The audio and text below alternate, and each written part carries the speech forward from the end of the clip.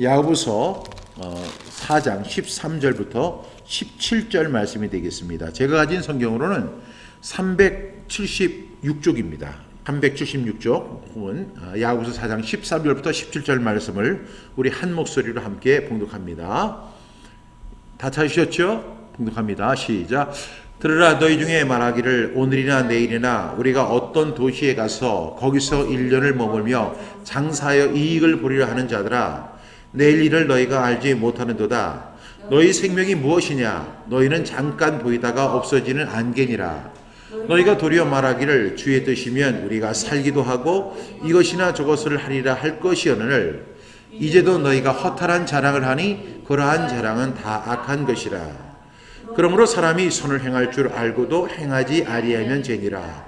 야고보서 4장 13절부터 17절 말씀. 아멘, 아멘.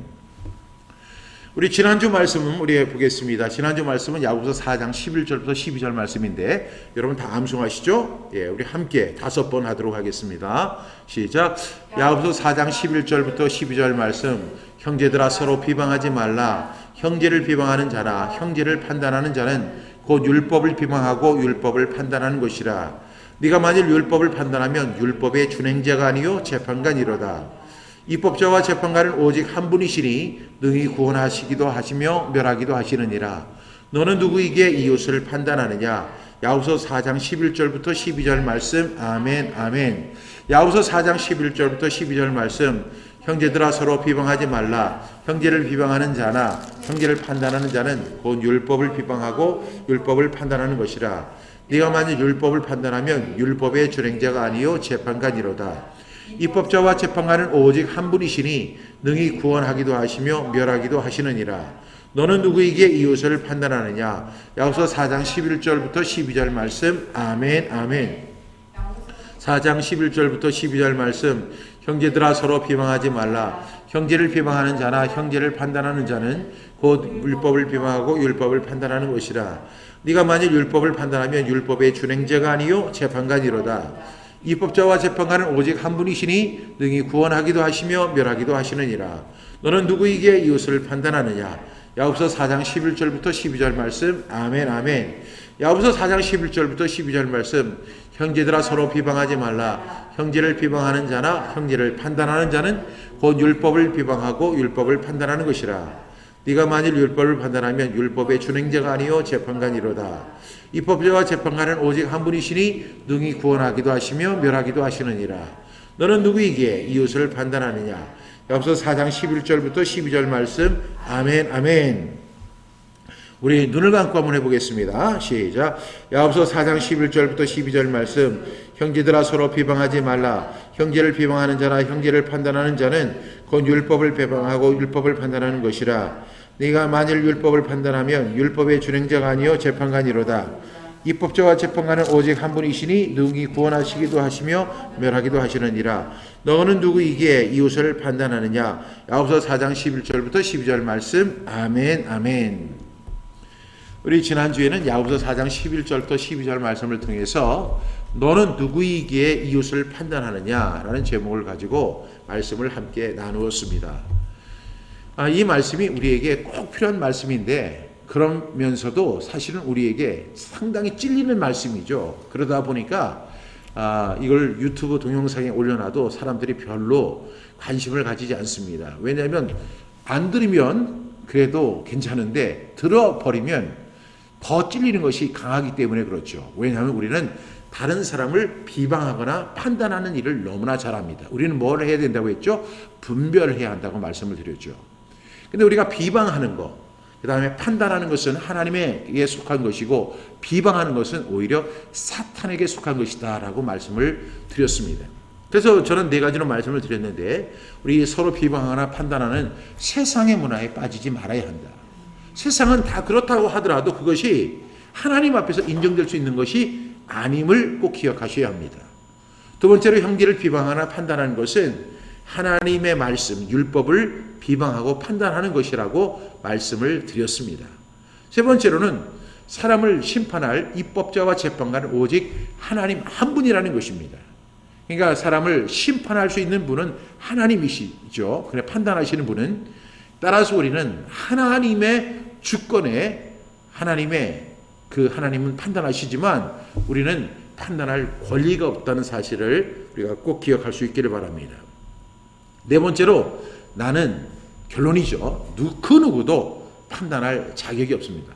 비방할 자격도 없고 판단할 자격도 없습니다. 우리는 분별할 수 있는 저와 여러분 되시기를 바랍니다. 오늘 말씀은요. 또 너희 생명이 무엇이냐. 그리고 부제는 안개처럼 잠깐 보이다가 사라질 인생 어떻게 살 것인가 라는 제목을 가지고 함께 말씀을 나누려고 합니다. 너희 생명이 무엇이냐. 그리고 부제는 안개처럼 잠깐 보이다가 사라질 인생 어떻게 살 것인가 라는 제목을 가지고 함께 말씀을 나누려고 합니다. 오늘은 먼저 말씀에 대한 가계를 하고 그 이후에 제가 오늘 특별한 간증을 하려고 합니다. 오늘 말씀에 대한 강해를 먼저 나누고요. 그 다음에 오늘 이 말씀과 아주 연관된 부분이 있어서 제가 지금까지 한 번도 하지 않았던 간증을 함께 나누려고 합니다. 오늘 야고보서 4장 13절부터 17절 말씀을 제가 다시 봉독해 드리면 들으라 너희 중에 말하기를 오늘이나 내일이나 우리가 어떤 도시에 가서 거기서 1년을 머물며 장사하여 이익을 보리라 하는 자들아 내일 일을 너희가 알지 못하는도다. 너희 생명이 무엇이냐? 너희는 잠깐 보이다가 없어지는 안개니라.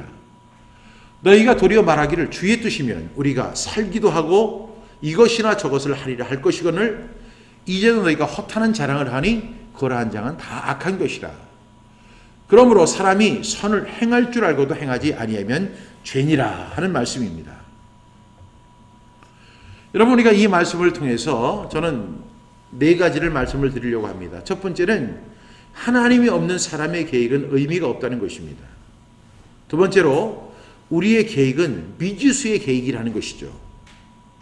세 번째로 하나님의 뜻을 외면하는 허탄한 자랑은 악한 것이라고 말씀드릴 수 있습니다. 결국 그리고 네 번째로 하나님을 가까이 하는 선을 행하지 않는 것도 죄가 된다는 사실을 말씀드립니다. 오늘 저는 네 가지로 이렇게 말씀을 드리고 이 말씀에 관련된 저의 특별한 간증을 드리려고 합니다. 첫 번째로 하나님이 없는 사람의 계획은 의미가 없다는 것입니다. 우리 오늘 13절 말씀 우리 함께 봉독해 볼까요? 시작. 너희 중에 말하기를 오늘이나 내일이나 우리가 어떤 도시에 가서 거기서 1년을 머물며 장사하여 이익을 보리라 하는 자들아. 여러분 오늘 이 사람이 이런 이야기를 합니다. 너희 중에 말하기를 오늘이나 내일이나 우리가 어떤 도시에 가서 거기서 1년을 머물며 장사를 하여 이익을 보리라 하는 자들아. 여러분 이것을 만약에 불신자들이 본다면 아니 이것이 무슨 문제가 있느냐 이렇게 이야기할 것입니다. 어떤 사람이 오늘이나 내일이나 우리가 어떤 도시 다른 도시에 가서 거기서 일정한 기간을 머물면서 장사를 해서 이익을 보겠다. 이렇게 이야기하는 이것이 뭐가 문제냐라고 이야기할 사람들이 있습니다. 그런데 우리가 궁극적으로 보게 되면 잠언 16장 9절은 우리에게 이렇게 말씀하죠. 사람이 마음으로 자기의 길을 계획할지라도 그의 걸음을 인도하시는 이는 여호와시니라 이렇게 말씀합니다. 여러분 우리가 오늘 이 말씀과 잠언 16장 9절의 말씀이 상반되는 것이 뭐예요? 첫 번째는 우리가 이것이죠. 하나님이 없는 사람의 계획이라는 것이죠. 여기 보니까 이 사람이 말을 잘못한 것은 아닙니다. 그러나 이 사람의 속에는 하나님이 들어가 있지 않아요. 하나님이 내포되어 있지 않아요. 들으라 너희 중에 말하기를 오늘이나 내일이나 우리가 어떤 도시에 가서 거기서 1년을 머물며 장사하여 이익을 보겠다. 그 자체가 나쁜 것이 아니라 그 속에 뭐가 빠진 것이 있어요. 아주 중요한 요소가 빠졌는데 그것이 바로 하나님이라는 거예요. 잠언 16장 9절은 사람이 마음으로 자기의 길을 계획할지라도 그의 걸음을 인도하시는 분이 하나님이십니다. 하나님이 역사를 주관하시고 그리고 뿐만 아니라 국가를 운영하시고 사회를 주관하시고 그리고 작은 의미에서는 나의 인생도 주관하시는 분이 우리 하나님이십니다. 그러한 사실을 우리가 인정해야 돼요. 그런데 이 사람들은 교회 밖의 사람들인지 모르겠지만 이 사람들은 우리가 어떤 도시에 가서 장사하여 1년을 머물며 장사하여 이익을 보겠다. 이렇게 이야기합니다. 여러분, 역사도 내 인생도 주인은 하나님이라는 사실을 우리가 꼭 인식해야 돼요. 역사의 주인공. 그래서 우리가 그 역사라고 하는 것이 히스토리죠. 근데 히스토리는 영어로 his, 그분의 이야기, 스토리다. 이렇게 이야기를 합니다. 여러분, 우리가 역사서를 여러분들이 읽어보셨을 것입니다.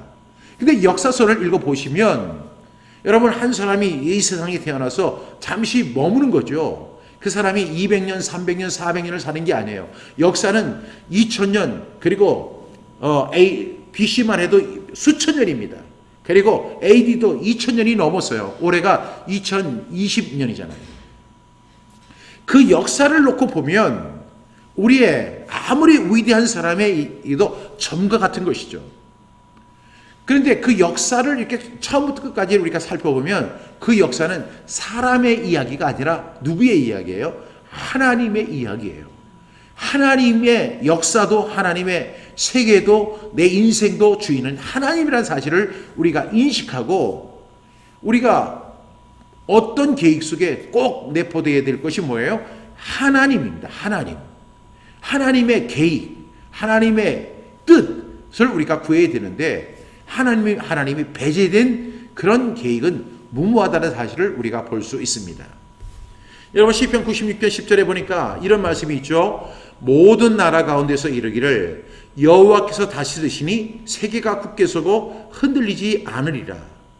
그가 만민을 공평하게 심판하시리라 할지로다.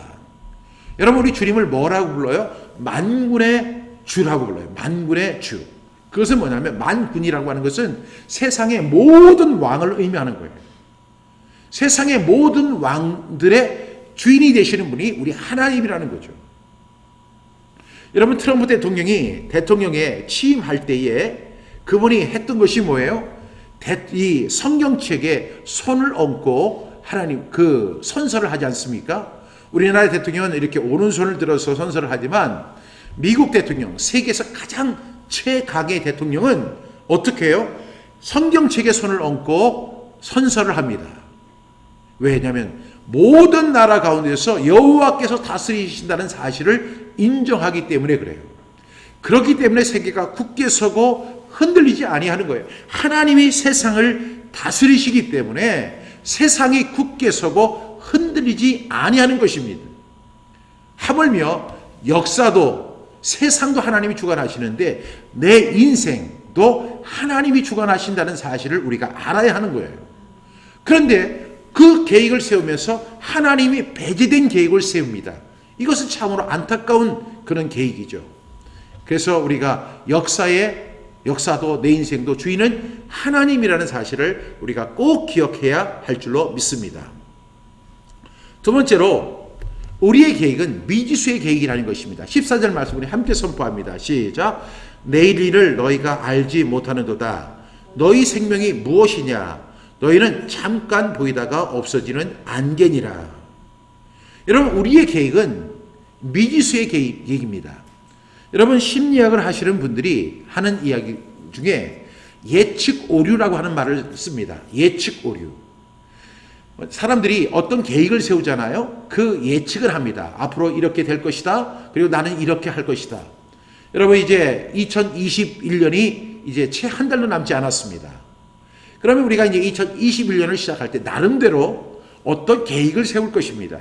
그런데 그런 계획을 세울 때 나는 예를 들어 성경 일독을 할 것이다. 그리고 나는 100절의 말씀을 암송할 것이다. 그리고 나는 이번에 아침에 꼭 일어나서 운동을 할 것이다. 여러 가지 계획을 세우잖아요. 그런데 인지심리학자들이 얘기하는 예측 오류라고 하는 말은 뭐냐면 사람이 계획을 세우면 그 계획의 80%가 무산이 된다는 거예요. 수포가 된다는 거예요. 여러분, 우리의 계획이라는 것이 정말로 대단한 것 같고 철저한 것 같고 반드시 이루어질 것 같지만 여러분, 우리의 계획은 인지심리학자들도 20%밖에 이루어지지 않는다. 이렇게 이야기합니다. 그런데 성경은 뭐라고 이야기를 하죠? 너희 내일 일을 너희가 알지 못하는도다. 우리는 내일 일을 알지 못해요. 그래서 사람들이 내일 일에 대한 관심을 갖습니다. 그러다 보니까 심지어는요, 사람들이 누굴 찾아가요? 점쟁이를 찾아갑니다. 점쟁이를 찾아가서 뭐라고 이야기를 해요? 내가 내년에 어떻게 될 것 같습니까? 뭐 이렇게 점을 물어보고 또 뭐 사주팔자를 물어보기도 합니다. 근데 제 전공이, 제가 대학원 전공이 뭐냐면 종교철학이에요. 종교철. 제가 샤머니즘을 정식적으로 공부한 사람입니다. 근데 여러분, 무당들이나 점을 보는 사람들의 그 예측은요, 그것은 정말로 틀린 것입니다. 왜 그런 줄 아세요? 점쟁이들은 귀신의 힘을 빌려서 과거는 잘 봐요. 과거는 잘 봅니다. 귀신은 과거의 영입니다. 사탄도 마찬가지입니다. 사탄도 과거에 대해서는 너무너무 잘 압니다. 그러니까 사탄은 귀신들의 왕이죠. 그래서 사탄은 과거의 영이기 때문에 과거에 대해서 이 사람이 어떻게 살아왔는지를 다 볼 수 있어요. 그러나 미래의 일은 아무도 몰라요. 누구만 아시죠? 하나님 한 분만 아시는 거예요. 그러니까 점쟁이들이 점을 칠 때 이 사람이 어떻게 살아왔는가 그걸 보면서 그냥 자기들이 예측하는 것이지, 점쟁이들 그 사람의 사주 절대로 모릅니다. 여러분 믿으세요. 절대로 예수 믿는 사람이 점보러 다니면 안 됩니다. 내일 일을 너희가 알지 못한다. 성경이 이렇게 말씀하면 절대로 알 수 없는 거예요. 우리는 내일, 우리가 앞으로 15분 후의 일도 우리는 알지 못해요. 우리는 이것이 미래일, 내일 일을 전혀 알지 못하도록 그렇게 지음을 받은 존재라는 사실을 아셔야 돼요. 물론 답답하기도 하죠. 궁금하기도 하죠. 그래서 점쟁이를 찾아가고 사주팔자를 묻고 점을 치기도 하지만 여러분, 그것은 돈만 버리는 것이고 하나님 앞에는 저주의 대상이 된다는 사실을 꼭 기억하셔야 돼요. 너희 생명이 무엇이냐? 너희는 잠깐 보이다가 없어지는 안개니라, 이렇게 말씀하고 있습니다. 여러분, 이 질문 앞에 우리 뭐라고 대답해요? 너희 인생이 뭐냐? 이렇게 질문하면 우리는 이렇게 두 가지로 대답할 수 있어요. 내일 일을 알지 못하는 생명이다. 두 번째는 잠깐 보이다가 없어지는 안개니라, 이렇게 말씀하고 있습니다. 이것이 정답이에요. 여러분, 제가 1990년에 제가 유학을 이렇게 떠나게 됐습니다. 그때는 지금처럼 인천공항에 가서 비행기를 타는 것이 아니라 우리나라의 공항이 김포공항이 국제공항이었어요. 그런데 이제 김포는 어떤 문제가 있냐면, 아침에 출발하는 비행기들은 이렇게 비행기가 안개 때문에 이렇게 비행기가 못 뜨는 경우가 상당히 많았습니다. 그래서 이제 김포공항에 가서 이렇게 보면 안개가 있는 거예요. 그러면 우리는 이제 비행기를 탔지만 기장이 이렇게 이야기를 합니다. 오늘 지금 안개가 짙어서 비행기가 지금 뜰 수 없는 상황입니다. 그래서 한 30분 정도를 우리가 대기하고 기다리겠습니다. 그런데요, 갑자기 해가 뜨는 거예요. 해가 뜨더니 그 수많은 안개가 사라지는 거예요. 순식간에 그 안개가 사라지더라고요. 아니, 저 안개, 저렇게 짙은 안개가 어떻게 사라질까? 저 안개가 사라지지 않으면 우리는 비행기를 타고 지금 이륙을 할 수가 없는데, 아니 근데 놀라운 일이, 햇빛이 이렇게 뜨고 나니까 순식간에 그 한 10분도 채 되지 않는 그 시간에 그 활주로에 있는 모든 안개가 사라지는 것을 제가 봤어요. 너무 놀라웠어요. 그때마다 제가 늘 생각나는 말씀이 있어요. 너희 인생이 무엇이냐? 잠깐 보이다가 없어지는 안개와 같은 것이 바로 우리의 인생이라는 거예요. 여러분, 우리는 이것을 꼭 기억할 수 있기를 바랍니다. 제가 오늘 특별 간증을 통해서 이러한 부분도 말씀을 드리려고 합니다. 세 번째로, 하나님의 뜻을 저버리는 허탄한 자랑은 악한 것이라는 것입니다. 우리 15절부터 16절 말씀 함께 선포합니다. 시작. 너희가 도리어 말하기를 주의 뜻이면 우리가 살기도 하고 이것이나 저것을 하리라 할 것이거늘 이제도 너희가 허탄한 자랑을 하니 그러한 자랑은 다 악한 것이라. 여러분, 우리가 도리어 말하기를 주의 뜻이면 우리가 살기도 하고 이것이나 저것을 하리라 할 것이거늘 이제도 너희가 허탄한 자랑을 하니 그러한 자랑은 다 악한 것이라, 이렇게 말씀합니다. 그런데 여러분, 여기서 너희 인생이 무엇이냐? 너희 인생은 잠깐 보이다 없어지는 안개다, 이렇게 이야기한 다음에 갑자기 너희가 도리어 말하기를 주의 뜻이면 우리가 살기도 하고 이것이나 저것을 하리라, 이렇게 이야기합니다. 여기서 뭐가 나와요? 하나님의 뜻, 주의 뜻이 나오잖아요. 그런데 이 주의 뜻이 뭘까요? 그것이 바로 여러분 보세요. 여기서 허탄한 자랑을 우리가 하는데, 허탄한 자랑은 오늘이나 내일이나 우리가 어떤 도시에 가서 거기서 1년을 머물며 장사하여 이익을 벌이라. 여러분 성경은 뭐라고 해요? 너희가 내일 일을 알지 못하는도다, 이렇게 성경은 이야기해요. 그런데 이 사람은 우리가 오늘이나 내일이나 내일 일을 우리가 알지 못하죠. 우리가 어떤 도시에 가서 거기서 1년을 머물며 장사하여 이익을 벌이라. 여러분 이것이 바로 허탄한 자랑이에요. 이 계획의 문제점은 뭐예요? 여기에는 단 하나도 하나님이 존재하지 않는다는 거죠. 허탄한 자랑의 특징은 뭐냐면 하나님이 존재하지 않는 거예요. 여러분 허탄하다는 것이 영어로 뭐라고 그랬죠? 제가 일전에 말씀을 드렸죠. 영어로 이야기하면 vain glory라고 합니다. vain glory. vain은 뭐예요? 비었다. 글로리는 뭐예요? 영광이에요. 그러니까 헛영광이에요. 헛영광. 하나님이 없는 모든 계획과 그런 사람들의 그 플랜 같은 것은 모든 것이 다 vain glory가 된다는 사실을 우리가 기억해야 됩니다. 두 번째로 우리는 내일 일을 모를 뿐 아니라 자신의 생명이 안개 생명이라는 것도 모르는 존재입니다.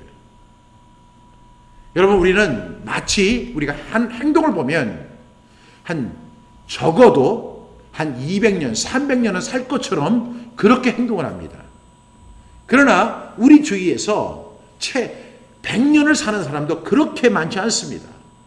사람들이 역사를 놓고 보면 이 100년도 안 되는 것은 점에 불과한 짧은 인생이거든요. 그 짧은 인생을 살면서 안개 생명으로 살아가면서 자신이 마치 100년, 200년 혹은 1000년처럼 1000년을 살 것처럼 그렇게 생각하며 안일하게 살아가는 사람들이 있어요. 이것이 바로 허탈한 자랑이라고 성경은 이야기하는 것입니다. 네 번째로 우리가 기억해야 할 것은 하나님을 가까이 하는 선을 행하지 않는 것도 죄라는 것입니다. 우리 17절 말씀 함께 선포합니다. 시작. 그러므로 사람이 선을 행할 줄 알고도 행하지 아니하면 죄니라. 이렇게 말씀합니다. 태필리 복음을 선포하시는 분들은 이 말씀을 날마다 선포할 거예요. 그러므로 사람이 선을 행할 줄 알고도 행하지 아니하면 죄니라. 선을 행할 줄 알면서도 행하지 않으면 그것도 죄가 된다. 우리는 이렇게 단순히 이해할 수 있지만 오늘 야고보서 4장은 이 말씀을 결론으로 하는 거예요. 우리가 하나님을 가까이 하고 하나님이 우리의 계획 속에 하나님을 항상 포함시켜야 되고 하나님 앞에 그 뜻을 물어가면서 살아가야 할 우리 존재가 우리가 하나님을 가까이 하지 않고 하나님을 배제한 삶을 살면서 살아가는 것이 바로 우리의 잘못된 생이라고 말씀합니다. 그 이 선이 뭘까요? 바로 야고보서 4장 7절에서 9절의 말씀이 바로 선입니다. 우리 같이 한번 선포해 볼까요? 시작. 그런즉 너희는 하나님께 복종할지어다. 마귀를 대적하라. 그리하면 너희를 피하리라. 하나님을 가까이 하라. 그리하면 너희를 가까이 하시리라. 죄인들아 손을 깨끗이 하라. 두 마음을 품은 자들아 마음을 성결하게 하라. 슬퍼하며 애통하며 울지어다. 너희 웃음을 애통으로 너희 즐거움을 근심으로 바꿀지어다. 여러분 여기서 선이라는 것은 바로 야고보 사도가요. 이 부분을 선이라고 이야기를 하는 거예요. 그러니까 우리가 어떤 이웃을 도와주는 선, 착한 일을 하는 선, 그리고 선하게 사는 그런 선도 선이지만 지금 그러므로 사람이 선을 행할 줄 알면서도 선을 행한다. 여기서 선을 행하는 것이 뭐냐면 바로 야고보서 4장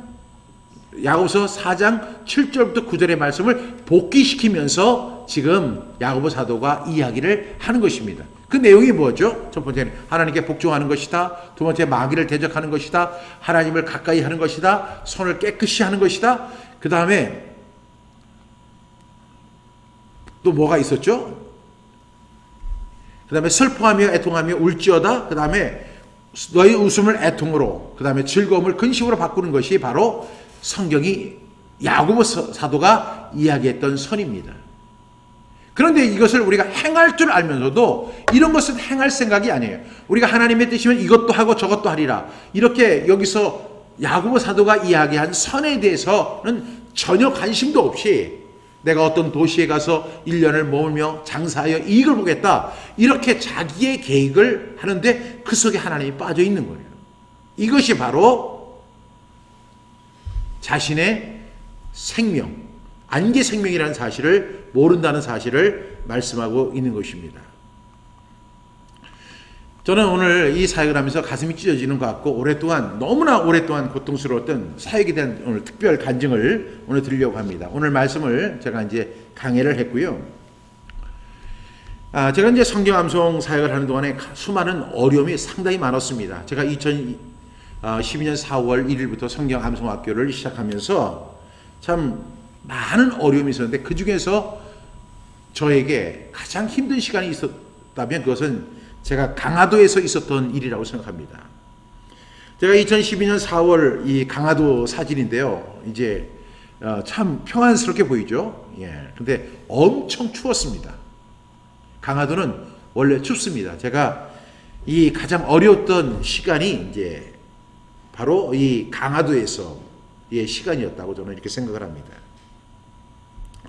제가 2012년 4월 그 평택 안중이라는 곳에서 성경 암송 학교를 이렇게 세웠는데 그때 공간도 작고 이제 이 보이는 건물입니다. 이 건물은 너무 지금 건물이 잘 나와서 건물이 상당히 좋아 보이는데 이렇게 건물이 좋은 건물은 아닙니다.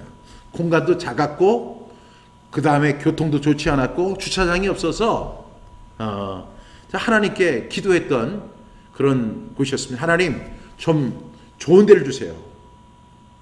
그래서 제가 하나님 앞에 구체적으로 기도를 하면서 어떻게 기도를 했냐면 하나님 여기가 공간이 지금 세미나실이 한 6평 정도밖에 안 되는데 너무나 좁습니다. 그리고 교통도 안 좋고 사람들이 이렇게 찾아왔는데 주차할 곳이 없어요. 그래서 제가 세 가지 기도를 했죠.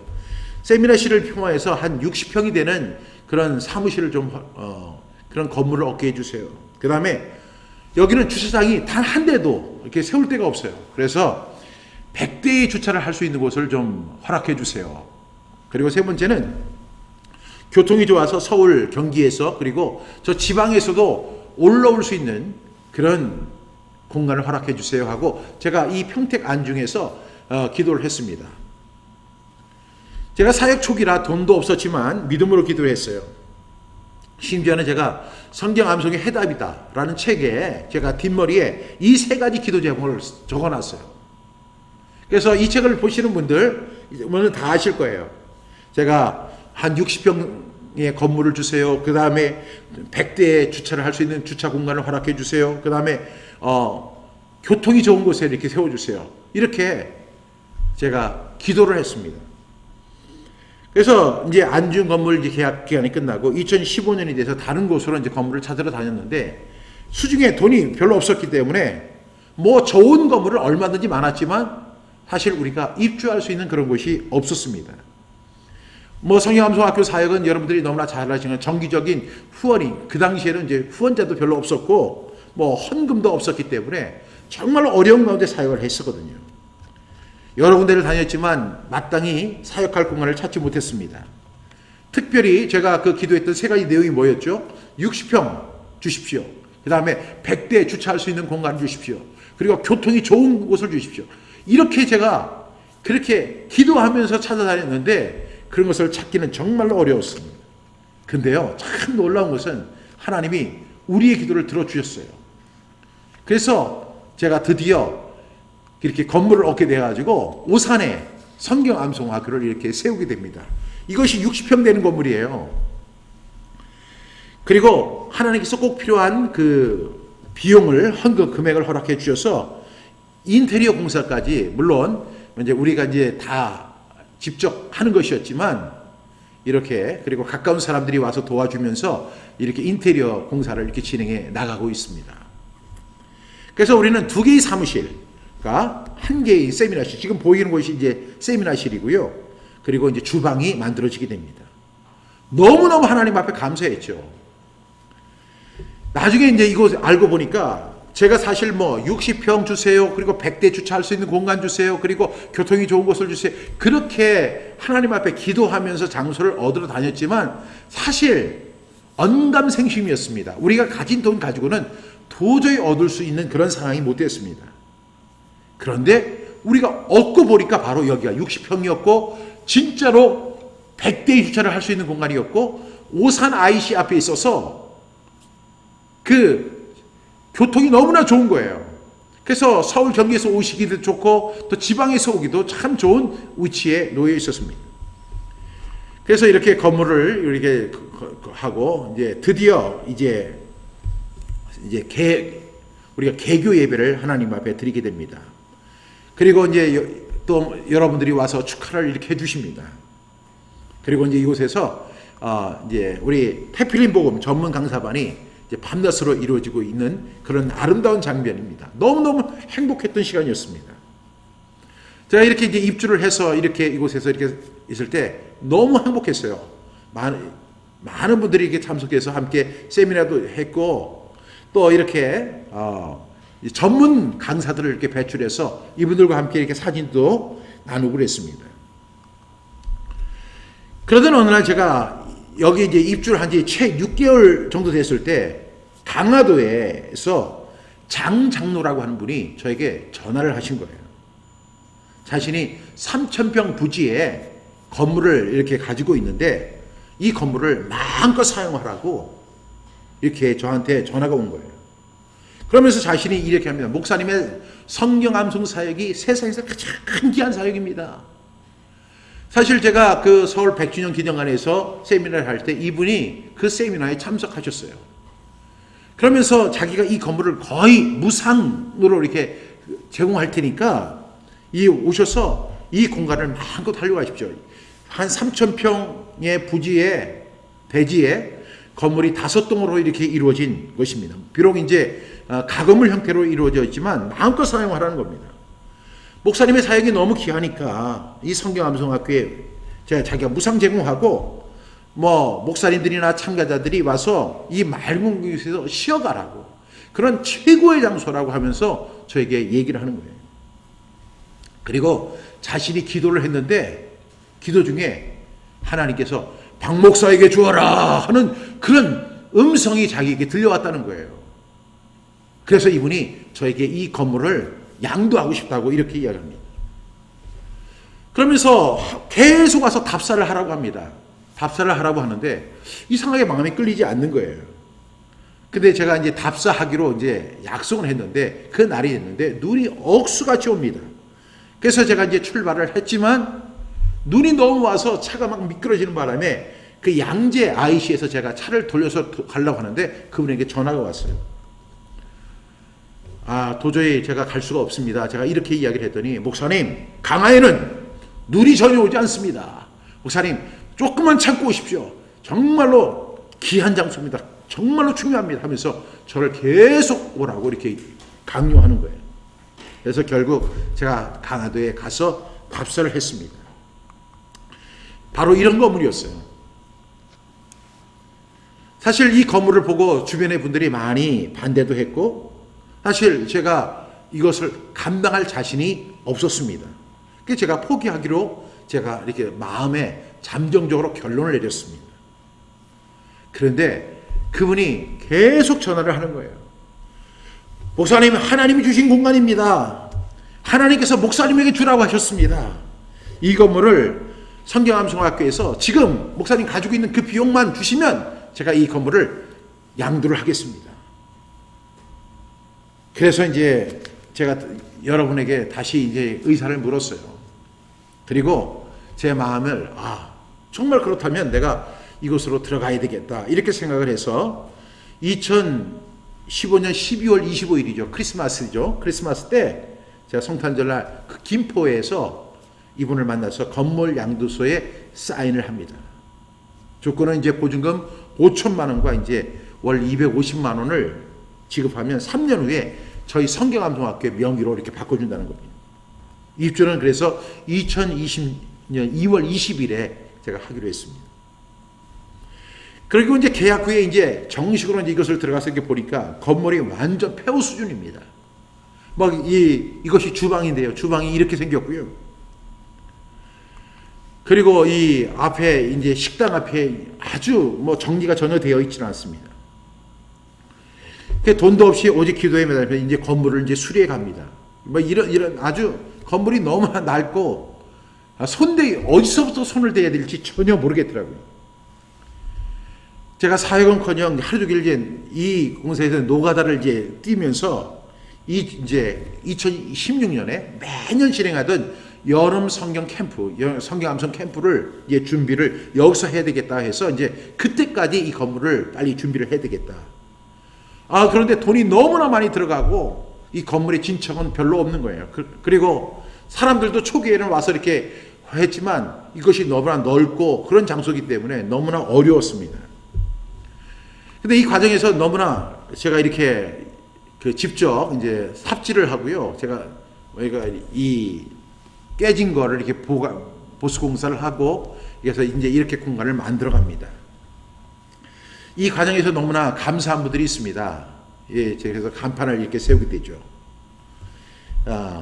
적지 않은 이제 후원금으로 이제 사역을 지원해 준 이제 고영수 장로님이 계셨고, 그리고 이제 이 거미줄처럼 엉켜 있고 당장이라도 불이 나고 이 전기를 갖다 안전공사에서 그걸 하지 않으면 이제 이 건물을 사용할 수 없습니다. 그래서 이 송영복 집사님이 오셔서 이 전기공사를 전액 모든 비용까지 다 무료로 이렇게 해주셨습니다. 그리고 자신의 일처럼 감당해 주시는 목사님과 사모님, 그리고 제가 그 산속 깊은 곳이거든요.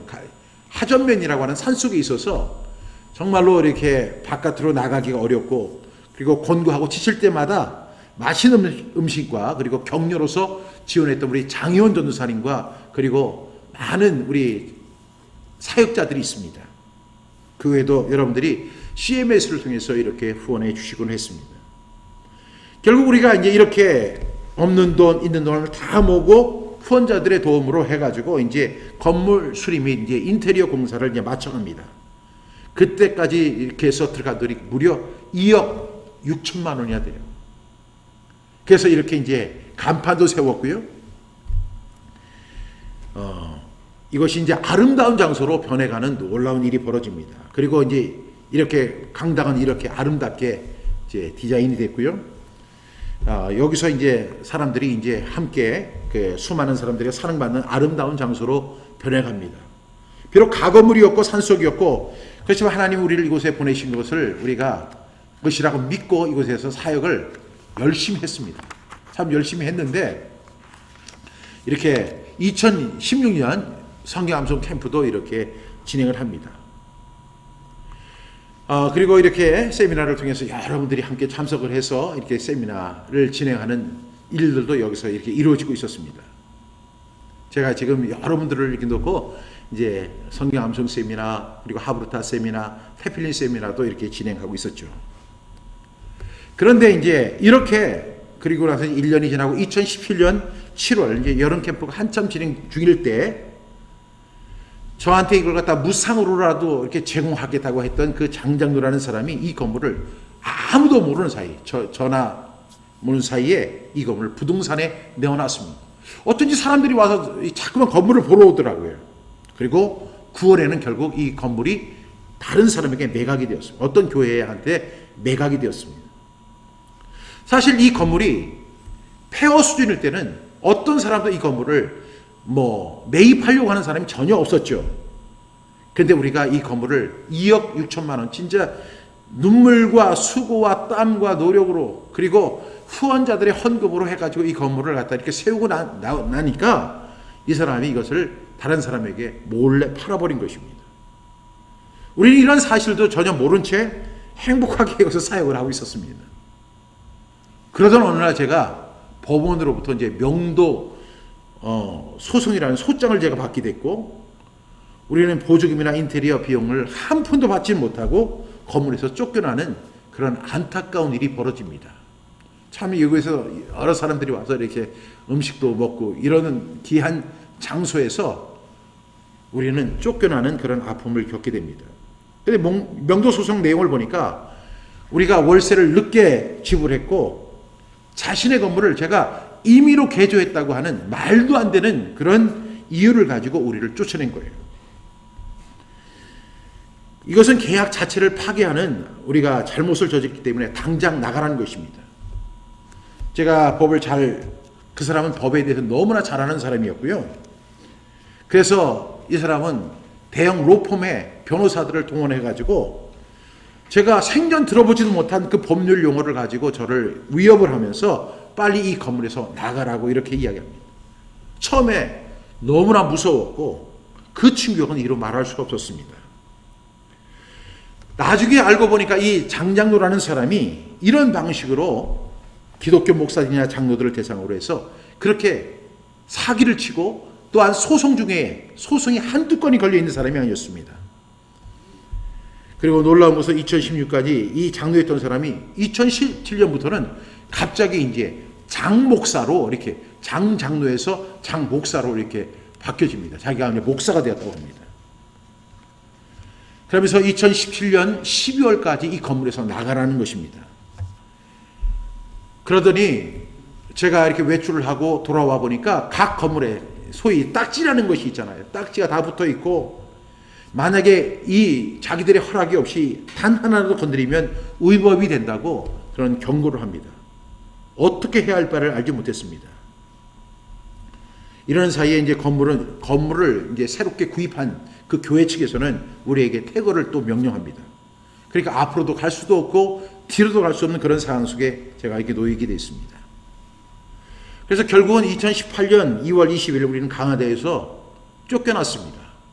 그 쫓겨날 때 그 강화대교를 이렇게 차를 타고 올 때 정말로 저는 속으로 엄청나게 울었어요. 이것이 사역의 끝이라고 생각하니까 한없이 눈물이 나오더라고요. 다행히 저희가 이제 그 떠나가기 전날 우리 한 장로님을 통해서 그 다른 곳에 허름한 건물이라도 계약할 수 있는 그런 비용을 허락해 주셔서 우리가 이사할 수 있었습니다. 그 돈으로 저희가 아산에 성경암송학교를 이어갈 수 있게 되었습니다. 이제 그리고 강화도에서 쫓겨나오면서 우리 역시 이제 너무 억울한 거예요. 그래서 이게 보증금 그리고 우리가 시설을 한 2억 6천만 원에 대한 청구 그런 소송을 우리도 하게 됐습니다. 그랬더니 그 장목사라는 사람이 적반하장으로 명도 소송과 함께 손해배상 청구까지 하면서 재판이 벌어지게 됩니다. 그러니까 재판이 저희가 소송한 거 그분이 명도 소송 그 다음에 뭐 손해배상 그래가지고 3건의 재판이 동시에 열리게 됐습니다. 그 3건의 재판 때문에 제가 인천지방법원을 정말로 제 집 드나들듯이 계속 드나드는데 그때 그 고통은 정말로 고통스러웠습니다. 그리고 너무나 고통스러웠지만 누구에게도 말을 할 수가 없었습니다. 목회자가 소송으로 인해서 법원에 이렇게 왔다 갔다 하는 그 자체가 은혜가 되지 않기 때문에 누구에게도 말을 할 수 없었습니다. 그리고 이러한 것으로 인해서 하나님의 영광이 가리워질까 봐 또 제가 제일 염려했던 것은 제가 성경 암송을 하고 하나님의 말씀을 가까이 하면 하나님의 큰 은혜와 복을 받는다고 했는데 아니 이렇게 말씀을 증거하던 사람이 이러한 어려움에 빠져가지고 법원을 들락거리는 그런 이야기를 하는 것이 너무나 부끄럽고 하나님의 영광을 가리는 것 같아서 너무나 고통스러웠습니다. 그 장목사라는 사람은 대형 로펌의 변호사들을 갖다가 대동을 해서 저한테 소송을 진행했고 우리는 할 수 없이 이제 우리는 보증금이라도 좀 찾아야 되겠다. 그리고 우리가 시설했던 2억 6천만 원에 단 얼마라도 우리가 건져야 되겠다 하는 저도 이제 변호사를 청구를 하려고 하는데 변호사 비용이 없는 거예요. 그때 송영복 집사님이라는 우리 전교공사를 해주신 그 집사님이 오셔서 목사님 그 변호사 선임을 꼭 하십시오. 네, 선임을 하고 싶은데 돈이 없습니다. 변호사 선임 비용이 얼마입니까? 400만 원입니다. 목사님 그럼 변호사를 선임하십시오. 제가 바로 입금해 드리겠습니다. 그래서 그분이 입금을 해 주셨어요. 그래서 제가 변호사를 선임하게 됐습니다. 한 건에 대해서만 변호사를 선임한 거죠.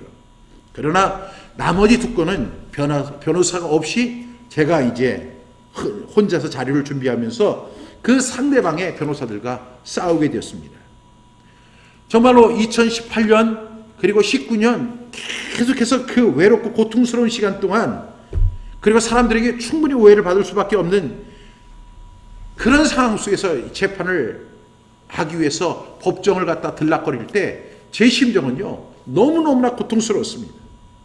그때 제가 할 수 있는 것은 말씀을 붙들고 기도하는 것밖에 없었습니다. 제가 그때 그 이런 소송장을 이렇게 받을 때 늘 제가 붙잡고 기도했던 것이 시편 37편 1절부터 3절의 말씀입니다. 악을 행하는 자들 때문에 불평하지 말며 불의를 행하는 자들을 시기하지 말지어다. 그들은 풀과 같이 속히 배임을 당할 것이며 푸른 채소와 같이 세잔할 것이미로다. 여호와를 의뢰하고 선을 행하라. 땅에 머무는 동안 그의 성실을 먹을 거리로 삼을지어다.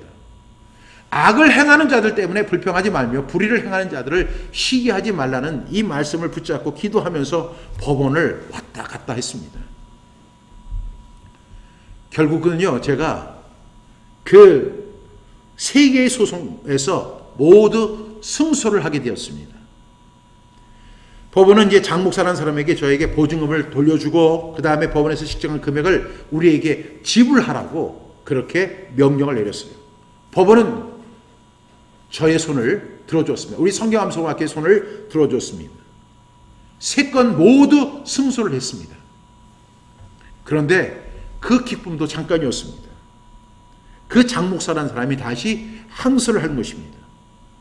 그런데 이제 여러분들 뭐 법에 대해서 잘 아시는지 모르겠지만 그 항소를 하게 되면 그 항소에 앞서서 조정이라는 것이 있습니다. 조정심판이라는 것이 있는데 그 조정심판을 또 하게 되는데 이 사람이 그 변호사를 통해서 이렇게 이야기하는 거예요.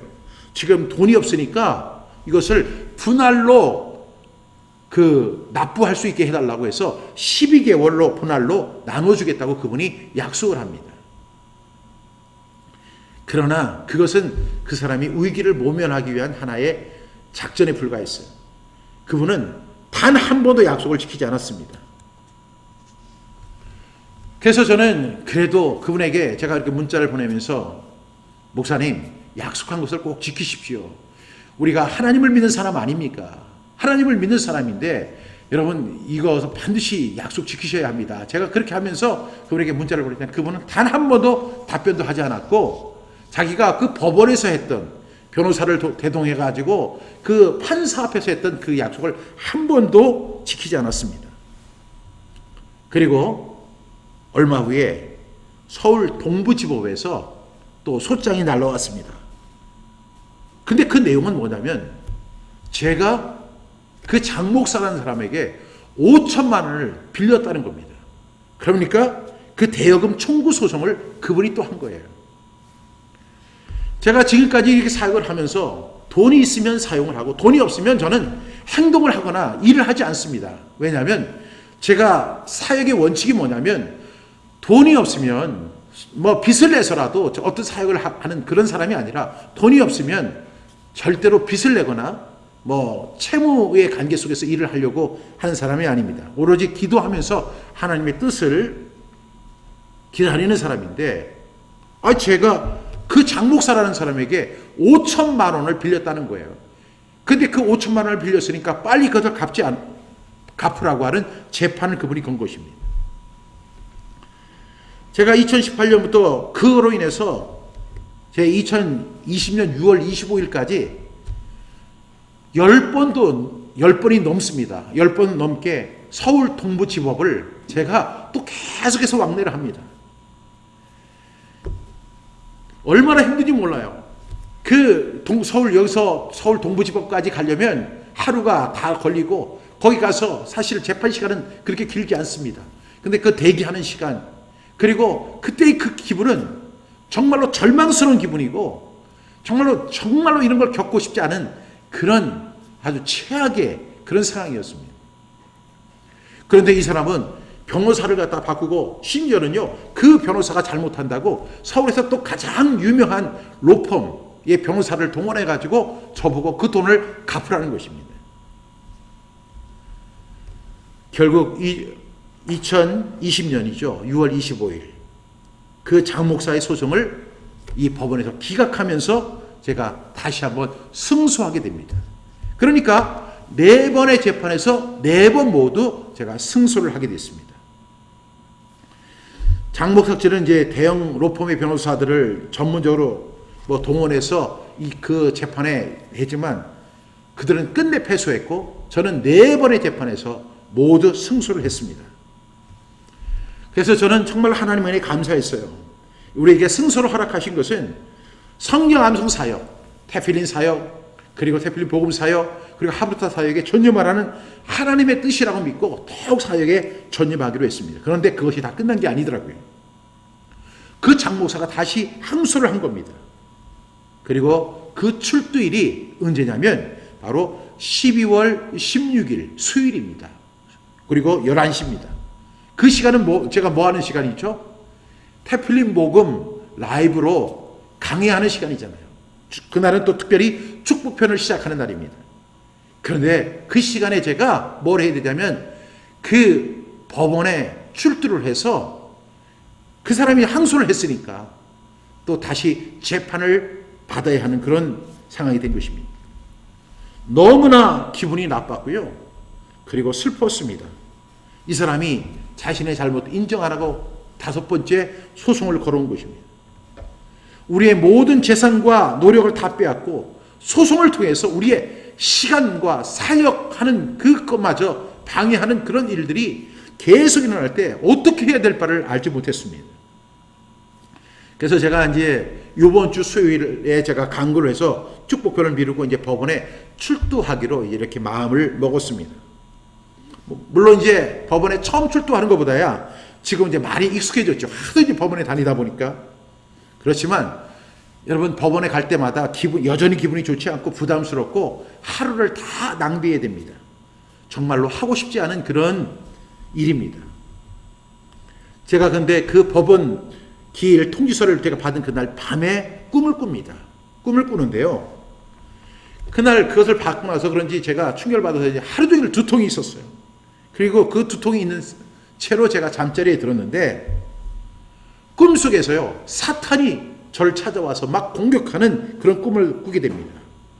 그게 놀랍게도 제가 말씀을 붙들고 나가서 그 사탄과 싸우는데 그 마귀들과 싸우는데 아니 제가 강력한 힘으로 그 마귀를 다 제압을 해버렸습니다. 그리고 나서 제가 꿈에서 깼는데 그때가 밤 12시 정도가 됐어요. 이상할 정도로 그 아팠던 머리가 싹 낫게 되는 거예요. 그리고 너무나 감사했고 오랜만에 깊은 숙면을 취할 수가 있었습니다. 그리고 이틀이 지난 오후 그러니까 12월 4일 제가 한 통의 문자를 받았습니다. 그 문자의 내용은 그래서 강화도에서 우리에게 한 푼도 안 주고 우리를 내쫓고 5번의 소송을 통해서 우리 성경암송학교를 괴롭혔던 그 장 목사가 소천했다는 이야기입니다. 정말로 그분은 건강한 사람이고 지병도 없는 사람이고 아주 단단한 사람입니다. 근데 그분이 세상을 떠났다고 하는 그런 문자를 받게 된 것입니다. 결과 우리는요, 그분에게 받아야 할 돈을 한 푼도 받을 수 없는 그런 상황이 됐습니다. 우리는 장 목사라는 사람에게 한 푼도 받지 못했지만 성경암송학교를 근데 참 놀라운 거죠. 그분이 그 소송을 걸어왔는데 결국 하나님이 그의 생명을 데려가신 거예요. 제가 오늘 이 간증을 특별하게 드리는 이유가 있습니다. 그 이유는 바로 너희 생명이 무엇이냐? 너희 생명은 잠깐 보이다가 없어지는 안개와 같은 것인데 우리가 하나님의 뜻이면 이것도 하고 저것도 해야 하고 선을 행해야 하는 것이 우리 삶의 내용이고 목적인데 우리가 그런 것을 저버릴 때 참으로 비참한 인생이 된다는 사실을 우리가 말씀드리면서 이 내용과 너무 일치돼서 이 간증을 드리게 됐습니다. 정말로 저는 이 사역을 하는 동안에 하나님 앞에 너무너무 감사합니다. 정말로 고통의 시간이 저에게 있었지만 그리고 5번 모두 승수할 수 있는 은혜를 주시고 그리고 이 일을 통해서 이 사역을 후원해 주신 고용수 장로님 그리고 자신이 그 멀리 있으면서도 와서 자기의 모든 재료를 자기가 다 사와서 전기공사 엄청난 돈이 들어가는데 그 비용을 다 감당해 주시고 변호사 비용을 감당해 주신 우리 송영목 집사님 그리고 항상 기도와 격려로 우리와 함께했던 장희원 전도사님 이런 분들이 있어서 제가 이 사역을 끊임없이 지속할 수 있었던 것이 너무나 하나님의 큰 은혜라고 믿습니다. 저는 오늘 야고보서 4장 13절부터 17절 말씀을 묵상하면서 이 상과 너무나 연관된 말씀이라 오늘 간증으로 말씀을 드렸습니다. 저는 지금까지요 이러한 일들이 있었지만 누구에게도 이러한 사정을 한 번도 이야기한 적이 없습니다. 오늘 야고보서 4장 13절부터 17절 말씀에 보니까 들으라 너희 중에 말하기를 오늘이나 내일이나 우리가 어떤 도시에 가서 거기서 1년을 머물며 장사의 이익을 보리라 하는 자들아 내일 일을 너희가 알지 못하는도다. 너희 생명이 무엇이냐 너희는 잠깐 보이다 없어지는 안개니라. 너희가 도리어 말하기를 주의 뜻이면 우리가 살기도 하고 이것이나 저것을 하리라 할 것이다.